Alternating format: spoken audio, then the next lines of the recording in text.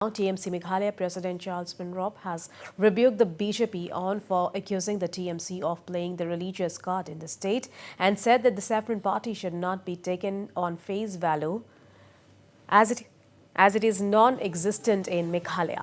It may be mentioned here that earlier state BJP President Mawrie slammed the All India Trinamool Congress for allegedly trying to make its presence felt in Meghalaya's political arena based on religious lines. Two things. Let us not take the BJP as face value. They are non-existent in this state. If we have no political agenda, what political agenda they have in the state when they can't even go from 1 to 2 members in the house? So saying such things is not true. Secondly, how does the TMC then have an agenda? What happened in West Bengal against the forces, against the might of the BJP? They should question themselves first. If the All India Trinamool Congress had no agenda in West Bengal, do you think they would have come to power in such huge numbers against the forces of the BJP? Let me not name what means they use. Yet they were defeated. So can a party with no agenda defeat such a big party? I don't think so. So that question or that remarks the BJP is making does not hold any water. Speaking to the media, Pyngrope also referred to the Foreign Contribution Regulation Act registration of the missionaries of charity and said that it is not just the MOC account, but there are thousands of accounts which had been frozen.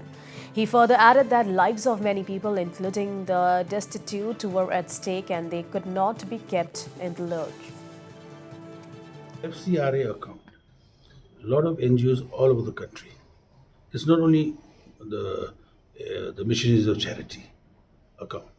There are a lot of thousands of accounts. For one reason or the other, they had frozen them. When that happened, the All India Trinamool Congress raised its voice like it did in the past to unfreeze the accounts because the lives of a lot of people, and these are not people like you and me, they're destitutes. They are people with physical disabilities. They are people with medical deficiencies. Now, you can't say there's no money and keep them hungry. So even if you don't freeze the account, you can say, okay, we want the replies to this because we feel that in your FCRA account there are some anomalies. So kindly clarify, but don't freeze it. That is what TMC said. Eventually, better sense prevailed because there are 22,000 employees and inhabitants of the missionaries of charity in India. What will happen to their livelihoods? Those who are working to help the poor and needy, those who are feeding the destitute, literally spoon feeding the destitute, they have families to support at home. So, what is the multiple chain effect that will happen?